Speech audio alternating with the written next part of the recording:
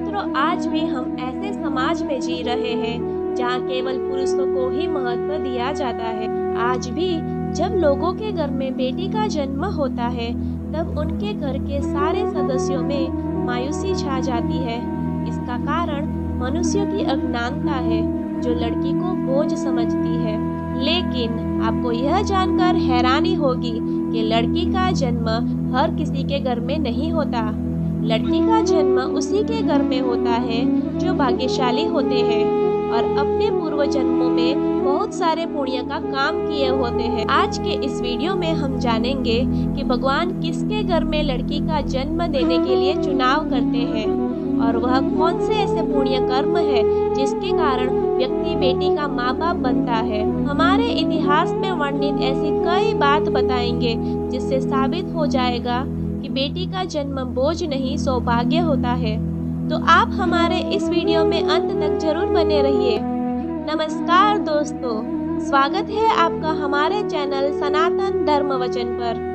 महाभारत में वर्णित है कि एक दिन भगवान श्री कृष्ण से अर्जुन पूछते हैं कि हे माधव, किन कर्मों के कारण किसी के घर पुत्री धन की प्राप्ति होती है, अर्थात कैसे घरों में बेटियों का जन्म होता है। तब भगवान श्री कृष्ण अर्जुन से कहते हैं, हे पार्थ, अगर किसी के घर बेटे भाग्य से होते हैं तो बेटियां सौभाग्य से होती है, और जो भी स्त्री या पुरुष अपने पूर्व जन्म में बहुत सारा पुण्य कार्य किए होते हैं, उन्हें ही एक बेटी के माता पिता होने का सौभाग्य प्राप्त होता है।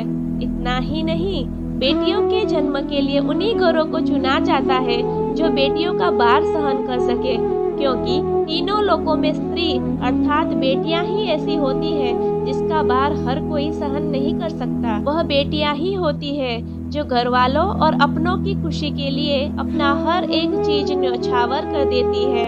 अर्जुन, लेकिन जिस दिन इस सृष्टि में बेटियों का जन्म लेना रुक जाएगा, उस दिन सृष्टि भी ठहर जाएगी और इस सृष्टि का अंत हो जाएगा।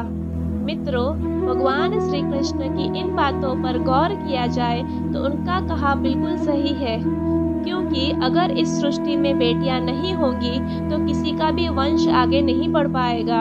आपने भी कई लोगों को कहते हुए जरूर सुना होगा कि जिस घर में बेटी का जन्म होता है वह घर स्वर्ग के समान होता है, क्योंकि बेटा तो केवल एक कुल को रोशन करता है, लेकिन बेटियां दो कुलों को रोशन करती है। माता पिता के घर में वह एक बेटी के रूप में अपना उत्तरदायित्व निभाती है, तो ससुराल में आकर बहू के रूप में अपने पूरे कर्तव्यों का पालन करती है। दोस्तों, आजकल आप सुनते ही होंगे कि बेटियां या फिर बहू परिवार में किसी की मृत्यु हो जाने पर उसका पिंडदान नहीं कर सकती, लेकिन यह बिल्कुल भी सही नहीं है, क्योंकि रामायण में बताया गया है कि प्रभु श्री राम के पिता राजा दशरथ की जब मृत्यु हो गई तो माता सीता अर्थात राजा दशरथ की बहू ने ही उनका पिंडदान किया था, जिससे उन्हें जन्म मरण के इस चक्र से मुक्ति मिल गई थी। इसीलिए मित्रों, वो लोग बहुत ज्यादा किस्मत वाले माने जाते हैं जिनके घर में एक बेटी का जन्म होता है। वहीं वह प्रबल किस्मत के होते हैं जिनके घर एक से ज्यादा बेटियां जन्म लेती हैं। शायद यही कारण है कि बेटियों को लक्ष्मी का दर्जा दिया गया है। बहुत से लोगों की सोच होती है कि बेटी है तो बिना समय गवाए और बिना पढ़ाई में पैसे खर्च किए जल्द से जल्द उसकी शादी कर दो, लेकिन यह छोटी सी सोच बेटी के भविष्य को बर्बाद कर देती है। जरा सोच कर देखिए, एक बच्चे के मन में कितने सपने होते हैं। उसे कुछ हासिल करना है, उसे कुछ बनना है, लेकिन यह सपने केवल सपने ही बनकर रह जाते हैं। इसीलिए अपने बेटियों के सपने पूरे करने देना चाहिए। उन्हें जीवन में हर वो खुशी देनी चाहिए कि जो उन्हें मिलनी चाहिए। एक बेटे से ज्यादा एक बेटी हमेशा अपने माता पिता के लिए ही सोचती है। माता पिता को प्यार और अपनापन केवल बेटी ही दिखा सकती है। बेटी के जन्म को एक जश्न की तरह मनाना चाहिए। माता पिता को बेटी को हमेशा एहसास दिलाना चाहिए कि वह कितनी खास है। मित्रों, कभी भी बेटी माँ बाप पर बोझ नहीं होती, वह सिर्फ अपनी और अपने परिवार की किस्मत बनाने के लिए जन्म लेती है। कई लोग कहते हैं कि हिंदू इतिहास में लड़कियों का महत्व नहीं है, धन की देवी लक्ष्मी हो, दुर्गा हो या घोर रूप में महाकाली, नारी सर्वस्व पूजी गई है। दोस्तों, कहते हैं ना कि हमारी लड़कियां लड़कों से कम नहीं। यह बात इतिहास में भी मिलता है।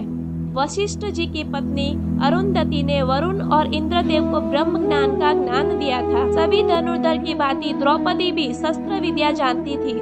महाभारत में वर्णित है कि द्रौपदी अर्थशास्त्री थी और युधिष्ठिर के राज कार्य में सहयोग करती थी। यह गलतफहमी है कि हिंदू धर्म में लड़कियों की इज्जत नहीं की जाती थी। द्रौपदी के वस्त्र छूने पर पूरे कौरव मिट गए और माता सती के हरण होने से लंका जला दी गई। मित्रों, रामायण में जब भगवान शिव धनुष को तोड़ते हैं तो राजा जनक विवाह के लिए दशरथ जी को बुलावा भेजते हैं। दशरथ जी आकर जनक जी को प्रणाम करते हैं। वैसे तो दूल्हे के पिता को नमस्कार नहीं करना चाहिए, इसीलिए जब जनक जी मना करते हैं कि आप दूल्हे वाले हैं, बड़े हैं, तब दशरथ जी कहते हैं कि बड़े तो आप हुए क्योंकि आप दाता है और मैं तो याचक। हाँ दोस्तों, लड़की के पिता को गर्व करना चाहिए कि वह देने वाला है।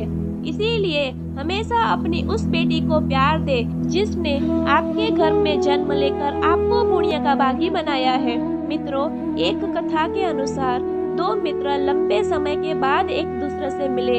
एक दोस्त ने दूसरे दोस्त को उसका हाल पूछा तो जवाब में उसने कहा कि मेरे हाल तो एकदम मस्त है, और वो भी क्यों ना, मेरे तो दो बेटे जो हैं। तभी वह अपने दोस्त से पूछता है कि तेरे घर में कितने बच्चे हैं। दोस्त मुस्कुराते हुए खुशी के साथ बताता है कि मेरे घर में तो दो बेटियां हैं। का दोस्त भगवान का शुक्रिया अदा करता हुआ कहता है, मैं धन्य हूँ, मेरे घर बेटियां नहीं है।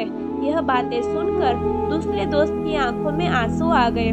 तभी उसकी बेटी पिता के मित्र से कहती है कि अंकल, भगवान हमेशा भाग्यवान को ही बेटी देते हैं, कभी गरीब को बेटी के रूप में माता लक्ष्मी नहीं देते हैं। मित्रों, भगवान केवल उसी को पुत्री का सुख देते हैं जिसके अंदर पालने का सामर्थ्य होता है, जो गरीब होकर भी अपनी बेटी को पाल सकता है। एक बार स्वामी विवेकानंद वैष्णो देवी की सीढ़ियां चढ़ रहे थे। बगल से एक किसान अपने बेटी को कंधे में बिठाकर सीढ़ियां चढ़ रहा था। तभी स्वामी विवेकानंद जी ने कहा कि बाबा, आपकी बेटी का बोझ आपको लग रहा होगा, इसको मैं उठा लेता हूँ और माता वैष्णो के दरवाजे तक ले चलता हूँ। तब किसान ने स्वामी विवेकानंद से कहा कि बेटी कभी भी बाप के कंधे पर बोझ नहीं होती।